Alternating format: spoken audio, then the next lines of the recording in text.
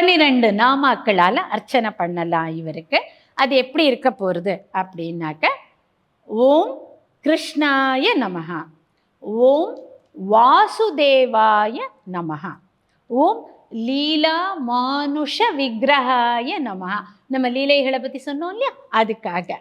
ஓம் ஸ்ரீவத்ச கௌஸ்துபதராய நமஹ, ஸ்ரீவத்சத்தை வைத்து கொண்டிருப்பவன்.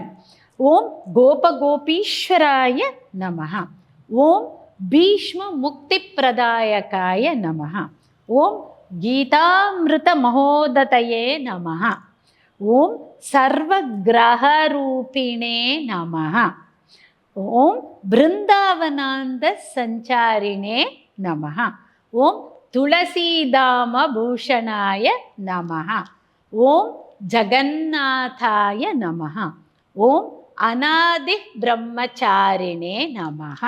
ஆதிலேந்து பிரம்மச்சரியத்தை கடைப்பிடிக்கக்கூடியவனே அப்படின்னு முடிக்கிறோம். இதெல்லாம் 12 நாம இதால் அர்ச்சனை பண்ணலாம். 12 × 9 ஆஸ் யூஷுவல் 108 வரும்.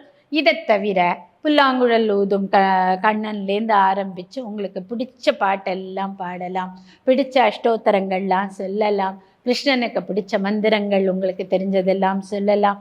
எல்லாத்தையும் சொல்லிட்டோம். சாயந்தர வேளையில் அழகாக அவனுக்கு நைவேத்தியம் பண்ணி முடிச்சுட்டு பூர்ண பலம் தேங்காய் எல்லாம் வச்சு அதனுடைய பிரசாதமாக நைட்டு உங்களுக்கு வேணுங்கிறத அழகாக சாப்பிட்டுட்டு படுத்துக்கிறது அழகான கிருஷ்ண ஜெயந்தி கொண்டாட்டத்துடைய வைபவமாக இருக்கும்.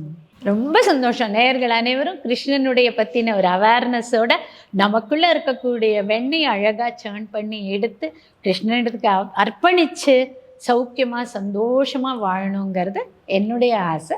வாழ்த்துக்கள்.